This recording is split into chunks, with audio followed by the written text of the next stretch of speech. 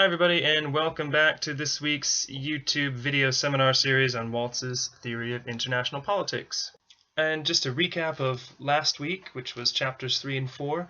In chapter 3, you will have read about how many supposedly systemic theories mix structural and unit level things together. So they mix things at the state level or below, which is the unit level, with the structure, meaning the theories can't really tell us very much. Because if I can't understand how A affects B, I can't understand how A affects B if I can't tell the difference between A and B. And A in this place would be the structure and B the units below it. You can't understand how the structure affects the units if you can't tell properly what is the structure and what the units are and how they are separate. And he shows that that's a problem of many supposedly systemic theories, or at his time anyway, in the 1970s. Chapter 4 tells us what a systemic approach entails and what it needs to be able to explain, which is continuities within systems and changes between them, and also what it cannot explain. And he lets us know that a systemic theory will not explain individual wars, changes within the same system. So when polarity, nothing is shifted in capabilities, why there are changes, because those will be at the unit level. And it also cannot explain individual behaviors or foreign policies of individual states, because a systemic approach puts pressure on states. But how they react to that pressure is up to them. But it can tell you what pressures states are subject to and which direction they're going to be pushed behaviorally. But if they decide not to go in that direction, they still can. I hope that's clear to everyone by now, how that works. This week we're going to be talking about chapters 5 and 6. Chapter 5 talks about what structure is and how to define it, and then how it affects the system's units, and goes in particular into the three aspects of structure: the ordering principle, functional differences between units within the system, and the relative capabilities of units, and we'll talk about that in a minute. In chapter 6, it talks about anarchic powers and balances of power, and I meant actually to come back to this slide and add more about that when I was, after I'd written the presentation for it. It talks about balance of power theory and the expectations that would arise out of balance of power theory, how to test it, and how we properly conceive of a true balance of power theory as one part of his theory of international politics. All right, and as I just mentioned, and as is covered in chapter 4, definitions of structure must leave aside or abstract from the characteristics of units, their behavior, and their interactions. Why? So that we can distinguish between variables at the level of the units and variables at the level of the system. Again, if we can't tell what's structure and what's units, we can't tell how one impacts the other. It is clear what must be left out, therefore: kinds of leaders, social and economic institutions, states' military interactions. These are all unit-level decisions, and interactions between states, as in foreign policy, is a national decision. It's made at the state level, so it's also not part of the system. And this edict is often ignored or otherwise violated, as he talks about and shows. But if all that's taken out, what do we have left? Before we can answer what's left, we need to define structure. And before we can do that, we need to talk a little bit about the word relation, which has a double meaning. The first meaning is how units relate or interact with one another. And when you think about international relations, that's what you think of: foreign policy, states interacting with each other, diplomats, etc. Which is why Waltz doesn't talk about international relations theory. He talks about international politics all the time. Students of international politics, he never says international relations, because he doesn't want to confuse that idea of relations, which is what most IR students will think of, with the second meaning, which is the one that he's talking about when he talks about the relationship between units.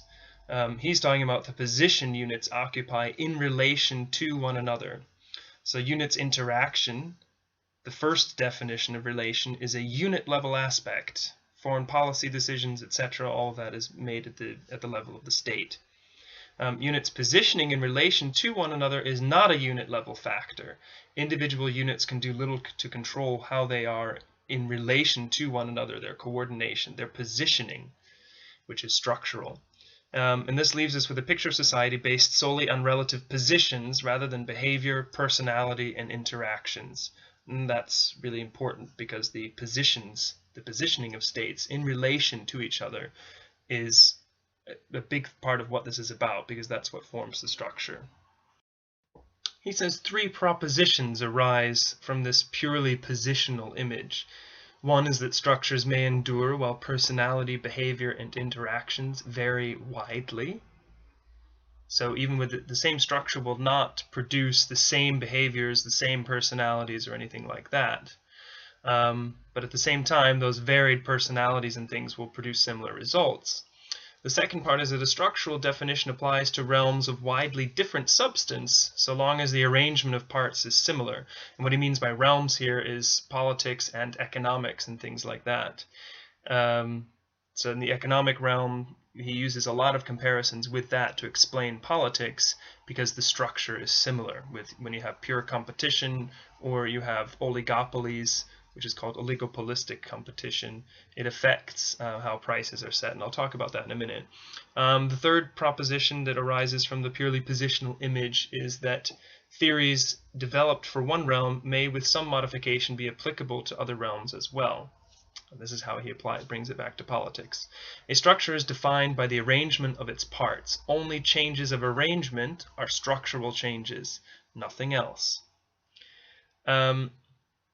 One example I can use for you, because many of you will not be that familiar with economic theory, so all this economic stuff is not that helpful, is a bit of pop culture. So if any of you have seen Orange is the New Black, I find the structure of the prison yard and the social characteristics of the prison yard very similar to international politics.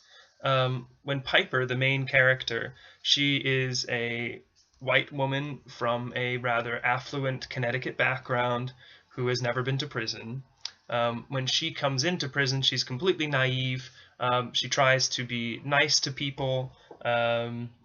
She expects that somehow goodness will prevail, and you see very quickly how she changes and how her personality changes, and you completely understand why she changes, at least in the first season. Later she gets a bit crazy and goes way beyond what most of the inmates have done to adapt. And you also understand how people from the outside cannot conceive of what is happening to her and why she has become the way that she has, because the structure of the system is simply different. It's a self-help system. She is in a system in prison where there are poles. There are certain people within the prison who run different groups, who are at the center of different groups and who are seen as tough, who can provide protection, and you need to align with that. You need to pick a group and get in with it. Otherwise, if you're alone in prison, you're vulnerable. So we very quickly see sort of alliances forming. You see the politics coming together. So that's one, I think, really great example. Another example is schoolyard politics. So as long as teachers look the other way or don't intervene against verbal bullying and things like that, or students manage to hide it from the teachers, and there's a sort of norm against tattletales, then there's a lot of bullying going on in the schoolyard, and you see different cliques forming, and likewise, you need to join into one of them, and different cliques have different levels of power in the schoolyard. So you can see this in many different realms, which I think is interesting. Structure is an abstraction, so we can't define it by listing properties of the system. Instead, we use the arrangement of the system's parts and the principle, anarchy or hierarchy, of that arrangement. So we see the schoolyard and the prison as being an anarchic environment within a hierarchy that then has hierarchic arrangements within the social groups. But it's anarchy, that's the principle. This is an unusual way to look at politics, but it's quite common in other fields, and you can see the examples in the top of page 81. And you'll see, this all seems a bit abstract at the moment, you'll see how it comes together in a moment. Units differently juxtaposed and combined behave differently, and in interacting produce different outcomes. And if you think of a person in normal circumstances versus a person in prison, it's the same person, same personality, same types of moral values and things, but you will see almost always different behavior from a person in different situations. It's a situation that influences how they behave, and then their own behavior affects other people and perpetuates this sorts of behavior in them. It's a structural effect. He's first going to look at the domestic structures to understand how they differ from international structure. And there are three questions to ask. One, what is the ordering principle? For example, hierarchic or anarchic, and he doesn't provide any other except those two. Question two, and actually he'll talk about why only those two are provided. Question two is how units are functionally similar or different to each other, the specification of units' functions and their differences and their differentiation. And question three is about the relative capabilities of units. So, what are the properties of domestic systems? Domestic systems are hierarchical. Their units have various functions. They're quite specified. So the different people, the different bureaucrats, or the different departments within a government, different ministries, have very specific functions. And they're quite different from each other. And relative capabilities vary, but only to a point. The power of individual prime ministers over their parties, for example, may vary, but only as far as the system really allows it. These differing structures produce differences between Britain and America and similarities from government to government within them. You'll see recurring patterns in governance in America and in Britain. You'll see recurring patterns, for example, of obstructionism, of fighting between the president and Congress in the United States. That happens no matter what people seem to do, they get the same sort of result. People will get that sort of feeling in the UK as well, but you'll see a strong majoritarian system that tends to get produced. Now we're seeing this is not necessarily the case, because I'm talking about the socialization of people within Parliament.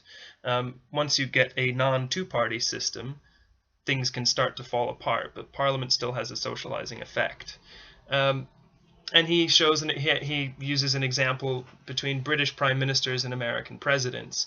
And you should note that obstruction is built into the American system, because presidents don't have to pass through Congress or maintain its approval. And they're therefore inclined to ask for more than they get and to blame Congress for problems and things like that. A prime minister couldn't do that. It would be unimaginable, because he or she has to rise through Parliament and rely on support from his or her party and a majority. So if they lose that support, they can get voted out of office. They can get removed from office by their own party, for example. This leads to different behavior. It's not primarily about cultural differences between Brits and Yanks. We can compare these two separate hierarchical systems with the structure in international politics, where the ordering principle is anarchy. To refer to order, structure, and anarchy as describing the same system seems like a contradiction. How can we say that anarchy is an ordering principle when anarchy seems to be a lack of order? But that's not quite what it is. It means that no single person has control over the others. How can we have order without an orderer, though, and organizational effects without formal organization? And this is where market theory comes in. It's very useful, because free markets have a similar structure of functionally similar units, companies that do the same sorts of things. They make money, they have finance departments, they have whatever, research and development, varying capabilities, though, competing in an anarchic structure insofar as the law of the land permits. They're not allowed to shoot each other and things like that. And there's an example on the next slide. So as an example, we can take a look at the structural effects of a market for a small player. Imagine you're a small-ish farmer who's able to sell 100 head of cattle per year. If you set your price at $1,000 or below, you will sell all of your cattle. If you go above $1,000, buyers will go elsewhere, and you will sell very few because they have plenty of other options. As a small farmer, your effect on prices, your pricing power, is almost non-existent. And the reason why setting the price just a little bit higher, so setting it 5% higher won't mean you sell 5% fewer cattle. Setting it 5% higher may mean you sell 50% fewer cattle, because your buyers will just say, no, I'm not going to pay 5% more. I'm just going to go somewhere else completely, and they won't buy any at all. So you'll see you cannot set it above $1,000. You could set it below, but then you'd make less money. So no one comes and tells you what price you must sell at, how many cattle to produce, etc. There is no organizer, and the system is anarchic, and yet you will most likely set your price at $1,000 because that's how you'll make the most money. If you set it lower, you'll also sell all your cattle, but you'll make less money. If you set it higher, your sales will collapse and you'll make considerably less money as well. Note that the concept here of markets, economic units, and economic man, this rational value maximizing person, none of these things exist. They are all theoretical notions.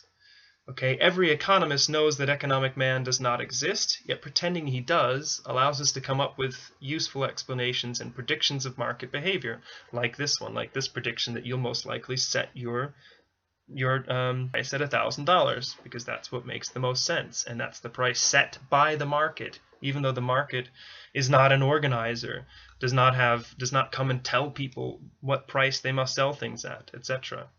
It's completely spontaneous and anarchic, but there is an organization. Now imagine instead that you're a big player. You're a massive agricultural corporation and control a LOI share? I don't know how that ended up. That's supposed to be a large share of the market. If you set your price slightly above $1,000, you will still sell all or most of your cattle because there are fewer other opportunities. If you control 40% of the market, people can't all just switch to another producer. If they want cattle, they're going to have to buy them from you. Instead, people will end up buying less cattle overall rather than just not buying them from you. You may thus make more money by setting your price higher, and you'll see that smaller producers are likely to follow suit and raise their prices, and just fewer cattle will be sold overall. If you set your price below $1,000, you can gain market share by driving others out of business. Your greater capabilities, because you may have lower costs due to size, mean you can afford to set a lower price. Your size means that you may have one set of farmers, you have big tractors, that one farmer can cover a much larger area, and therefore has to pay for you have to pay to support fewer households and fewer cars and things like that, and put fewer kids through school and university. So you may have lower prices. So your greater pricing power and your greater capability, meaning your ability to sell at lower prices, give you much greater freedom. You impact smaller players much, much more than they impact you. And that's very similar to big states and small states, powerful states versus weaker states. A powerful state has greater freedom to act simply because of its power, and it affects smaller states, and smaller states basically have to follow suit. They have to choose an alliance partner, and they have to go along with it. They have much less power to control their destiny. So why do realists take states as the main actors to the exclusion of others? Waltz provides a good example with markets, again on pages 93 to 94, and notes that the criticisms of defining international politics in terms of states could be even better applied to defining markets in terms of firms. Firms don't control everything, just like states don't control everything. There are non-firm actors, just like there are non-state actors. In the case of firms, it's governments, i.e. states, that are big actors. And these actors play a big role, and yet a market theory described in terms of firms is still the most useful and powerful. That description we had back there about pricing power still explains a lot. It's still very powerful. And also, at the end of the day, companies, even multinational corporations, act according to rules set out by states. States still have primacy in the international arena. And I thought I should point out that he also notes that the primacy of states in the international system came into question in the 60s and 70s, and already at the beginning of the 20th century. So this assertion has been around for over 100 years, and is constantly claimed to be an emerging condition that will change how international politics works. We're constantly told, oh, that's no longer true. States are no longer the actors. This is now changing. People said that over 100 years ago as well, and there's still signs that actually a theory involving states alone is more powerful than one trying to include multinational actors and things like that. So what's the character of units in the international system? The differentiation between units and the specification of function. There is little differentiation and little specification. States are like units, not the same, but like. This follows necessarily from a lack of hierarchy. They all fulfill similar functions. In other words, they come up with ways to defend themselves, they provide services to their citizens, etc. It's another way of saying they're sovereign. And to say that the state is sovereign means that it decides for itself how it will cope with its internal and external problems, including whether to seek assistance from others, and in doing so limit its freedom by making commitments to them. A sovereign state may decide not to have a military. It may decide that it's protected well enough or better by its allies, friends, neighbors, etc. That's fine. You may see it as a different function because it's not providing for its own defense, but it is deciding how to provide for its defense, even if that's through others.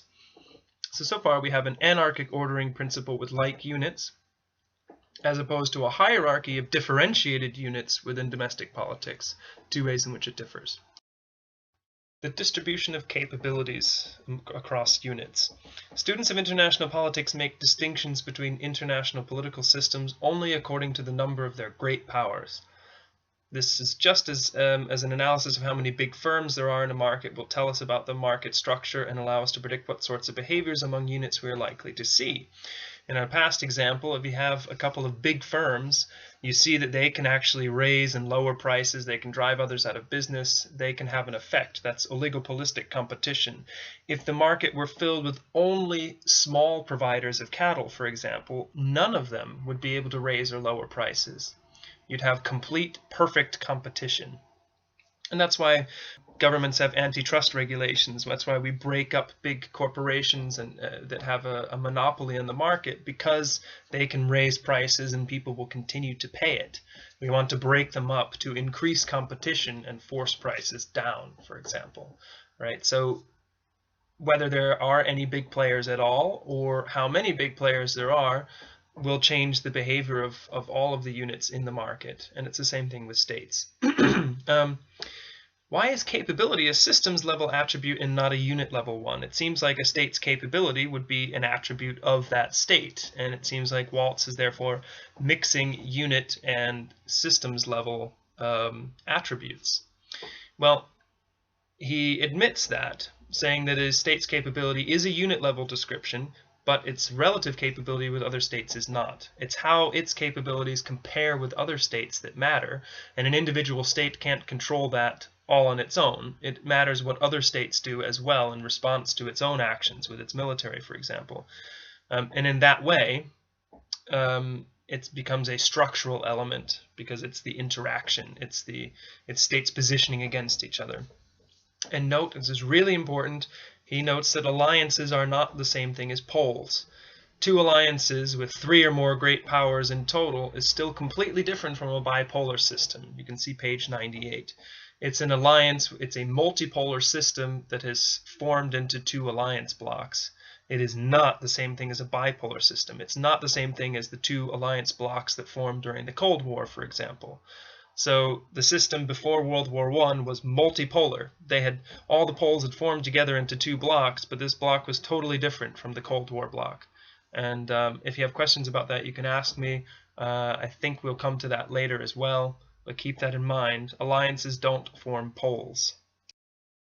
Alright, and with that we're on to Chapter 6, Anarchic Orders and Balances of Power. This chapter will talk about the characteristics of anarchy and what sorts of outcomes we should expect from anarchic realms. And it will do that, it will show this by drawing comparisons between behavior in anarchic versus hierarchic realms.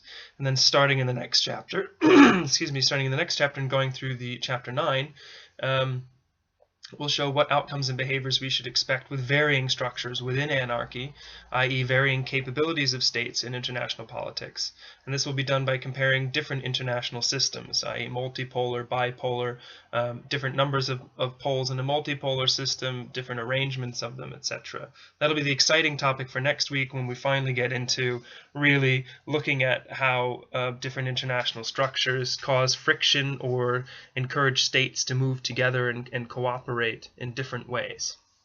With this statement about violence at home and abroad and violence within states being just as common as that between states, Waltz is going against the idea sometimes put forward that violence is what characterizes the international realm, while peace and stability characterize the domestic realm. He's saying, well, that's not really the case. because sometimes internal domestic realms are quite violent.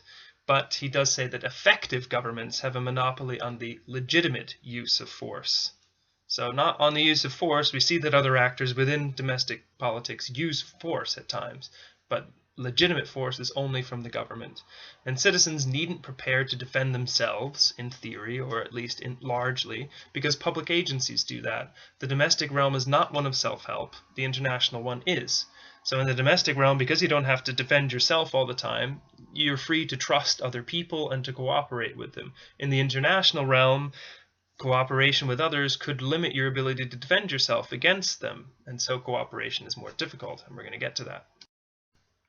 Right now, as a matter of fact, specialization means interdependence or integration. He uses the term integration within domestic economies. So specialization brings efficiency and productivity gains. Units like people, workers, and firms in formally organized realms are free to specialize because they needn't fear the increased dependence or integration on or with others. So you are free if you don't need to defend yourself and make sure that you're going to be able to grow food and survive and be completely self-contained. You're free to specialize into something really esoteric like war studies and international political theory and let others do the hunting, raising animals, providing electricity, etc., for you. And all of that makes an economy much more efficient. I am a much better theoretician of international politics than I would be a farmer, I think. And many farmers might not be that good at theorizing, writing, and teaching. So it's much more efficient if we can specialize. Internationally, in unorganized realms, units fear over-specialization because they do need to fear the ways in which this would make them more dependent on others. There's a greater concern over relative gains in the international sphere instead of absolute ones. So if you, for example, let other countries provide your food, your gas, and your defense, then suddenly you could find yourself in a tight squeeze. Countries in Eastern Europe who rely on Russia for gas feel uncomfortable with that. Even though it would be more efficient for them to get it from Russia, it's easier than to import liquefied natural gas or try to find other sources of gas. They're not free simply to specialize because there is danger in doing so, danger in becoming dependent on someone who could end up being your enemy. And this pushes against cooperation in the international sphere. It encourages countries not to work very well together, even though it's clear that they would benefit from doing so. He talks here about the tyranny of small decisions. And here it's important for you to understand how a bank works so that you can understand the analogy. When you deposit money in a bank, and the bank pays you interest. Well, the way it can afford to pay you interest is by making money from your money. So it takes the money that you deposit and lends it to small businesses and to people with mortgages and things like that. That's like your local bank, the traditional model of banking, right? Once it's put your money in longer term business loans and 30-year mortgages, if you ask for your money back, it keeps some cash on reserve that it can give back to you. But if a lot of people ask for their money back from one branch at once, the bank wouldn't be able to provide it. It would need to borrow money. It would need to sell its loans to another bank in order to get cash. It would need to, what is known as, liquidate its assets. It can't do that instantly. So if a whole bunch of people go to the bank and demand their money back, the bank will eventually say, "I'm sorry, we can't give it to you." And that can spark a panic. That's what's called a bank run. So if a large number of a bank's customers demand their money back all at once, it will not be able to pay them straight away.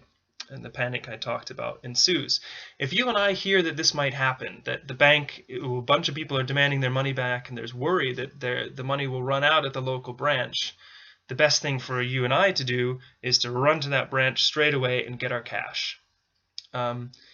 This is even though we know that if everybody stays calm, the bank will remain solvent and we'll all be better off and it would be much, much better. But the thing is, if you and I decide to stay calm, but not very many other people do, then the bank will go bust anyway and we won't have our money. So it's better if we get there faster than everybody else. So we end up helping to create the very crisis that everyone would like to avoid by acting in our own interests. So what is the tyranny of small decisions for states? Well, states are constantly called upon to put the interests of the world at large above their own narrow self-interests. Why can't world leaders just do the right thing for once instead of always being so selfish or greedy? And this is including as a way to protect themselves. If all the states in the world completely disarmed, there would be little need for militaries. We could spend the money on something better. But of course, any one state disarming would make itself less safe while doing nothing to make the world as a whole safer. And indeed, if it were a powerful state that disarmed, like the US, it would leave all of its allies unprotected and could even cause war and instability. So a state like that can't just disarm. States thus face what's known as a prisoner's dilemma, and you should look this up if you're not familiar with it, because all students of international relations should understand the prisoner's dilemma.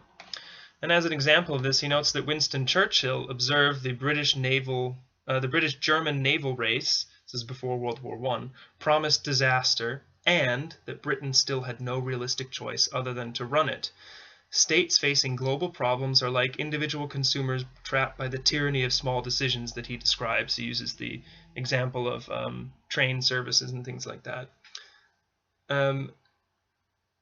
The only way to get out of the trap is by changing the structure of their field of activity. The only remedy for a strong structural effect is structural change. And a strong structural effect in this case is the effect on states, pushing them away from cooperation towards suspicion of each other and towards military buildup. This is a structural effect. It's beyond the control of states. There's nothing they can do about it. The only way to change this would be to change the structure from anarchy to hierarchy. So if only a structural change can fix that, we should want to move towards a world hierarchy, a world government, right? Well, here he talks about some of the virtues of anarchy. Aside from the fact that it's very difficult to construct this world government, we may not even want it. Hierarchies must be maintained, which has costs that people often ignore. It costs to run a government that's not free. The prospect of world government would be an invitation to prepare for world civil war. The more powerful individual segments within the world system were, say, American or Chinese governments or society, the more powerful the center would need to be to control it. And the greater the power of the center, the stronger the incentive for states to engage in a struggle to control that center. Look at the scapegoating that goes on of Brussels and Washington, D.C. If you're familiar with American politics at all, you have particularly Republicans harping on about the control of Washington, D.C., about federal government overreaching. The United States even had a civil war where states tried to secede to get away from the federal government. And look at these sort of centrifugal forces going on within the EU. There's loads of scapegoating of Brussels. Politicians love to blame Brussels for their problems because then they don't have to take responsibility for them at the national level. And there are loads of parties within the European Union that are Eurosceptic, that are skeptical of the European Union, that wish to leave the European Union. Even European states can't seem to get together enough to build a hierarchical system amongst themselves to unify them. They've moved quite a ways towards it, but it's slower and slower now, and there is a risk that the EU could start moving backwards and begin to disintegrate. Whether that will happen or not, I don't know, but that's not the point. The point is that there are many forces against this, and there are many reasons that people dislike giving sovereignty upward and surrendering the sovereignty of their own states. You can also note his observation on page 113 to 114 that the constant possibility of the use of force moderates demands and serves as an incentive for the settlement of disputes. This constraint would be less evident if the world were hierarchically organized. There wouldn't be this immediate risk of the use of force, so people's demands might increase. Waltz here now addresses critics who might try to point out that anarchy and hierarchy are not polar opposites with nothing in between and with clear lines separating them. But he says the right question to ask is not whether adding additional categories would bring the terms closer to reality, but whether this would boost explanatory power. He argues it would not. A third category between anarchy and hierarchy wouldn't help us explain anything better. He notes that all societies are mixed. There are anarchic realms within hierarchic systems. As I mentioned, the schoolyard and the prison are anarchic realms within limits within a system, a wider hierarchical system. And this shouldn't distract from the hierarchy of the larger system, nor vice versa. The fact that there is some hierarchy within the international system, things like the UN, this should not distract from the anarchy of the rest of the realm. Just because states cooperate within sort of hierarchical mechanisms and things does not mean that the realm is not overall still anarchic. To say that there are borderline cases is simply to admit that there are borders, and all categories have borders. Borderline cases do not imply a need necessarily for further categories, and he argues that since it wouldn't increase explanatory power, we should not add an additional category because it adds complexity without adding the ability to explain. Theories should be elegant, meaning simple, and they should explain a lot. So don't remove the simple if you can't explain more. You can make a theory more complex if it explains more, but if it doesn't, you shouldn't. The simplest explanation is the better one if all other things are equal.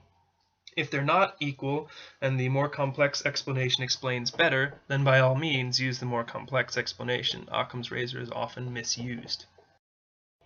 The balance of power can be used descriptively, describing what happens, or prescriptively, telling statesmen, leaders, what they should do, that they should balance power. We're talking about the former. We're talking about balances of power forming. We're observing that balance happens. We're not talking about telling people that balance should happen. We're saying that it does happen.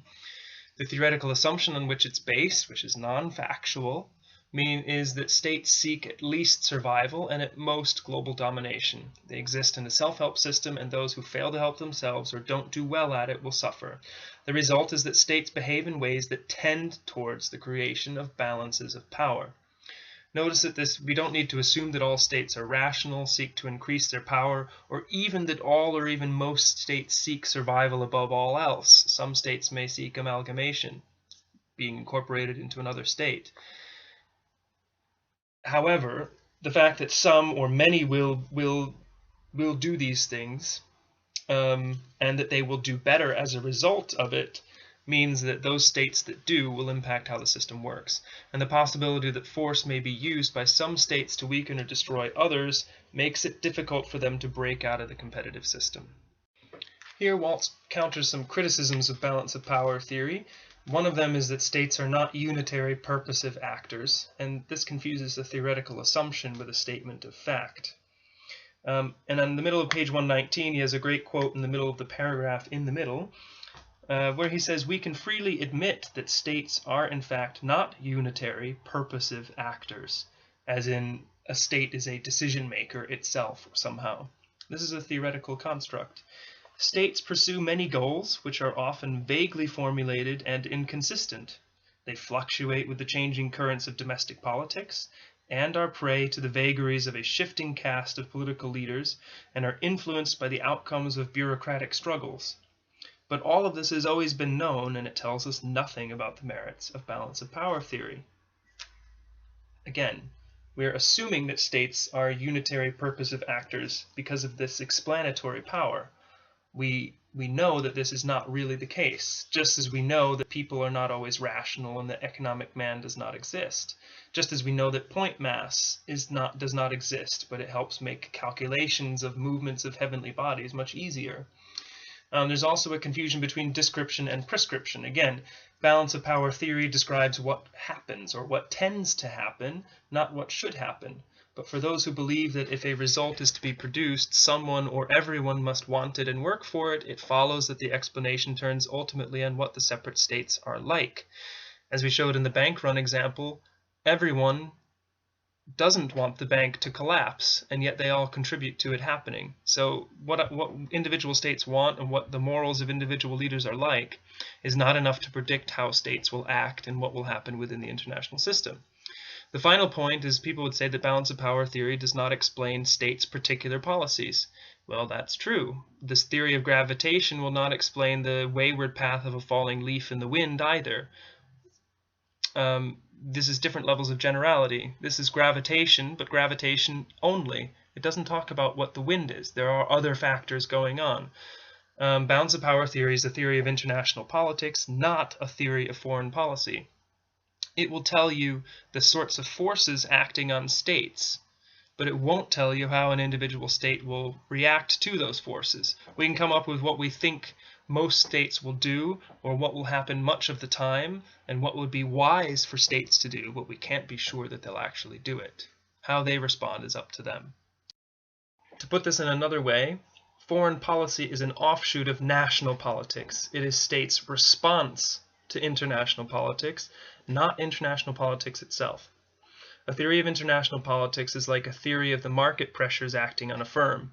To understand how an individual state will react, we need not only the market theory, but also a theory about firms within the market, a theory about the state itself. Balance of power theory cannot say how a state will react, but it can tell us something about what a state will have to react to. It tells us what the forces acting on states are, not how states will react to them necessarily. So how can we test balance of power theory? Falsification is often viewed as the best way to test a theory, but it's difficult to think of one single test that would falsify balance of power if it failed, because balance of power is a theory about influencing outcomes but not determining them. So if a state failed to act in a certain way in a certain situation, we could easily say that that was down to domestic factors. So it wouldn't necessarily prove that the balance of power theory was not working. So Waltz proposes that instead we think of several situations in which states were very inclined against balancing, and if they balanced anyway most of the time, that would provide some significant confirmation for the theory. He also notes that structural theories gain plausibility if similar behavior is observed across realms different in substance but similar in structure, and vice versa. For example, the behavior of firms in a competitive environment, which is anarchic in nature, with like units displaying differing capabilities, and how this is similar to states, anarchic in organizing principle, like units, but differing capabilities. And he's saying that lends credence to the theory because it works there, and he also mentions that it works in anthropology, so that gives it some additional credence to the idea. So we shouldn't look to the 18th century heyday of balance of power, because we know we're going to find lots of instances of states balancing off of each other. So that's not a hard enough test. He said instead we should look for instances of states allying, even though they have strong reasons not to, like France and Russia in 1894, instances of states working hard to strengthen internally, despite a strong desire not to, like the US and the USSR after World War II. Here we have a bipolar system. The only way to balance is for each of the poles to balance internally by boosting military spending, by developing nuclear weapons, etc. After World War II, there was a dismantling of the military and a drop in spending, and then we saw it rise back up again as the US realized it had to counter the Soviet Union on its own. And this may be hard for many of you to believe, or hard for many people to think of nowadays, but in the 40s, prior to World War II, the US had never had a standing army and had always been isolationist and tried not to get involved in Europe's evil wars, and tried to stay out of things. After World War I, soldiers were spit on. The chief of staff, generals, when they reported to Congress, didn't wear uniforms because soldiers were looked down upon, because this sort of thing was considered to be beneath the values of the United States. And after World War II, it's only after World War II that the US became this military might that we see today. And it was purely because of necessity. It was not something in the character of the United States. The United States, up until that point, had tried to stay out of wars and had a very, very small, if any, military at all. And it didn't have much of a naval presence either. It relied on Britain to provide naval power. So that's evidence for the balance of power theory that the US beefed up after that. We also do not expect the strong to align with the strong to increase their power over others. We expect them to square off against each other. And this is because the first concern of states is not to maximize power. He's going against some realists who think that that is the goal of the state. Instead, it's to maintain their positions within the system. Security is the main goal. Power is a means to security, not an end to itself. Some further expectations: secondary states, if they are free to choose, will flock to the weaker side, for it is the stronger side that threatens them. See the Thucydides example on the top of page 127. Competing states copy the military innovations, technology, tactics, strategy of the most powerful states. and they thus all come to resemble each other. Their militaries come to resemble each other. And we'd also expect socialization. You can see the Soviet example on pages 127 to 128.